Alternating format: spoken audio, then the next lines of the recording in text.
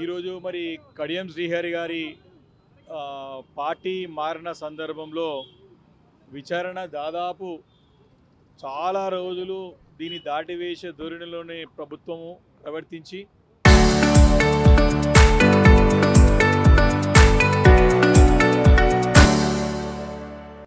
ఎట్టకేలకు మేము 2 April 2024లో disqualification petition speaker గారి దగ్గర మేము దరఖాస్తు చేస్తే అంటే దాదాపు 2 సంవత్సరాల తర్వాత సుప్రీంకోర్టు ముట్టకాయలు వేసిన తర్వాత సుప్రీంకోర్టు వాతలు పెట్టిన తర్వాత సుప్రీంకోర్టు స్పీకర్ గారిని మరి మీరు ఇక్కడ ఉంటారా మరి లోపల ఉంటారా బయట ఉంటారా అని ప్రశ్నించే సందర్భంలో ఈరోజు మరి విచారణకు పిలవడము మా యొక్క వాంగ్మూలం తీసుకురావడానికి పిలవడము మరి కేవలము మా న్యాయ పోరాటంలో భాగమే తప్ప ఈ ప్రభుత్వము దున్నపోతు మీద వర్షం పడ్డట్టే ఈ ప్రభుత్వము చౌటోని ముందు చంకమూదినట్టే ఉంది తప్ప ప్రభుత్వము ఎక్కడ కూడా రాజ్యాంగాన్ని కానివ్వండి సభా సాంప్రదాయాలను కానివ్వండి ఎక్కడ కూడా పాటించట్లేదు.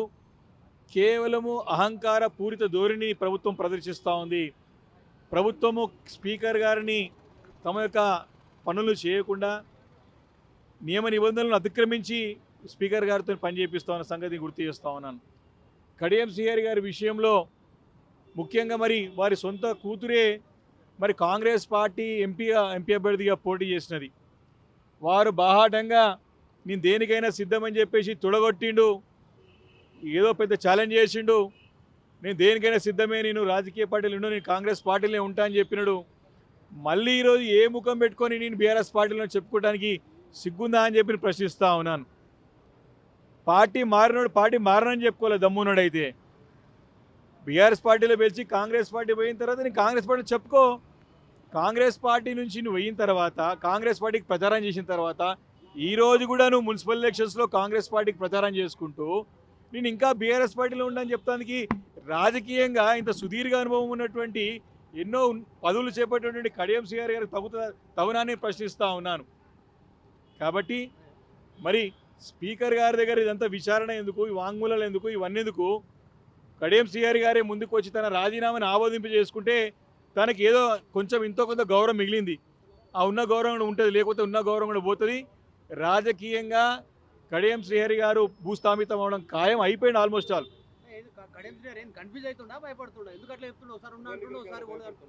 కడియం శ్రీహరి గారు ఏజ్లో పెద్ద మనిషి అయింది కాబట్టి నా డౌట్, మరి నాకు కూడా అనుమానం ఉన్నది.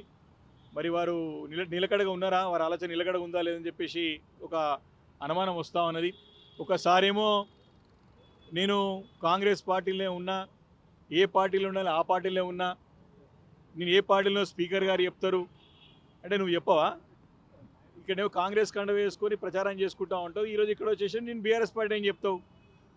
ఇదెక్కడ న్యాయము? నీతులు చెప్పేటటువంటి కడియం శ్రీహరి గారు మరి నీతులా గోతులా మరి వారే సమానం చెప్పాల్సిన అవసరం ఉన్నది. ఈరోజు స్పష్టంగా కాంగ్రెస్ పార్టీ రాహుల్ గాంధీ గారు ఢిల్లీలోనేమో న్యాయ పోరాటం చేస్తూ ఉంటాడు, రాజ్యాంగాన్ని చేతిలో పెట్టుకొని రాజ్యాంగాన్ని కాపాడుతానని చెప్పేసి అక్కడ ఢిల్లీలో నీతులు చెప్తూ ఉంటారు. కానీ ఇక్కడ తెలంగాణ రాష్ట్రంలో కాంగ్రెస్ పార్టీ ముఖ్యమంత్రి రేవంత్ రెడ్డి గారేమో గోతులు దోవుతూ ఉన్నాడు. ఈ రకంగా కాంగ్రెస్ పార్టీ పరిస్థితి తయారైంది. ఈరోజు కాంగ్రెస్ పార్టీ ఈరోజు యావత్ భారతదేశంలో రూపురేఖలు నామరూపాలు లేకుండా పోయింది కాంగ్రెస్ పార్టీ.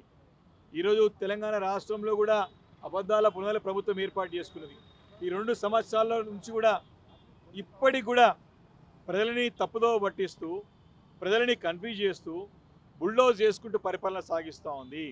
కాబట్టి ఇప్పుడు మున్సిపల్ ఎలక్షన్స్లో కూడా మరి ఈరోజు గారు ముఖ్యమంత్రి గారు ఏం లేదు, 2 సంవత్సరాలు ఏం చేయలేడు. మళ్ళీ ఈరోజు నుంచి ప్రచారం చేసుకుంటూ మళ్ళీ దేవుళ్ళు అయితే తోడుదింటానికి అయిపోయింది. ఇంకా మళ్ళీ ఇంకోరే తోడుదింటారు చూడాలి. మరి ఆయన ఎవరి మీద తోడుదిని ప్రజలు నమ్మించే ప్రయత్నం చేస్తూ చూడాలి. కాబట్టి 2 సంవత్సరాల నుంచి కూడా ప్రజలు మోసం చేస్తూనే ఉన్నది కాంగ్రెస్ పార్టీ. ఈ యొక్క ఎమ్మెల్యేల ఫిరాయింపు విషయంలో కానివ్వండి, వాళ్ళ హామీల అమలు విషయంలో కానివ్వండి, మా పార్టీ పైన తప్పుడు కేసుల విషయంలో కానివ్వండి. కాబట్టి ఇంకా ఈ నాటకాలు సాగవని చెప్పి ఈ సందర్భంగా హెచ్చరిస్తాను. ఇది ఈ యొక్క 10 మంది శాసనసభ్యులు ఎవరైతే బీఆర్ఎస్ పార్టీలో గెలిచి కాంగ్రెస్ పార్టీలో పోయినారో తప్పకుండా వీరందరూ కూడా న్యాయస్థానాల్లో అనర్హులుగా ప్రకటించబడతారు. తప్పకుండా ఈ 10 అసెంబ్లీ స్థానాలకి ఉప ఎన్నికలు రావడం ఖాయం. కానీ స్పీకర్ గారు కాలయాపన చేసి టైంపాస్ చేసే ప్రయత్నం చేస్తున్నాడు తప్ప, దీని ఏదో దాటివేసి కొంచెం పోస్ట్పోన్ చేస్తున్నాడు తప్ప, దీన్ని డిస్క్వాలిఫికేషన్ చేయడము ఆపడం ఎవరి తరం కాదు. 7 మంది కూడా తప్పకుండా మేము కోర్టుకి వెళ్ళినాము. మిగతా ఈ ముగ్గురిది కూడా ఇమీడియట్ చేయాల్సిన అవసరం ఉన్నది.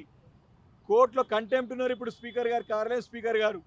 కాబట్టి ఈరోజు మా విజయం ఏంటంటే మా న్యాయ పోరాటంలో భాగంగానే ఈరోజు ఈ ప్రొసీజర్ అవుతా ఉంది. మా న్యాయ పోరాటంలో భాగంగానే మా బీఆర్ఎస్ పార్టీ యొక్క న్యాయ పోరాటం చేస్తూ ఉన్నాం న్యాయస్థానంలో. కాబట్టే ఈరోజు ఈ డేట్ వచ్చింది. కడియం శ్రీహరి గారు వాంగ్మూలం తీసుకుంటున్నారు, వారిని క్రాస్ ఎగ్జామిన్ చేస్తున్నారు. ఏదేమైనా స్పీకర్ గారు గుడ్డిగా వారికి క్లీన్ చిట్ ఇచ్చినా న్యాయస్థానం మీద పూర్తి నమ్మకం విశ్వాసం మాకున్నది. తప్పకుండా వీరికి గుణపడడం తప్పదు.